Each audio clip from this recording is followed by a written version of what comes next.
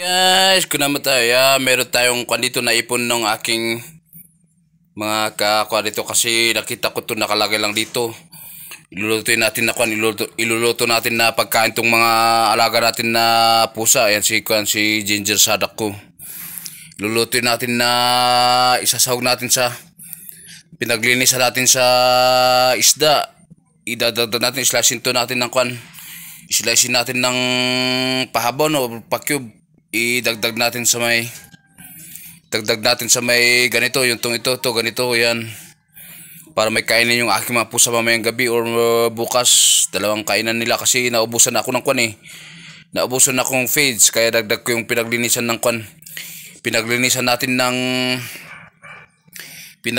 ko ng isda, no, Sadak, no, para makain ka, no, mag-hey ka naman sa aking vlog, agoy. Ayan, sige, slice natin. Balik tayo sa may aking kwan, slice natin.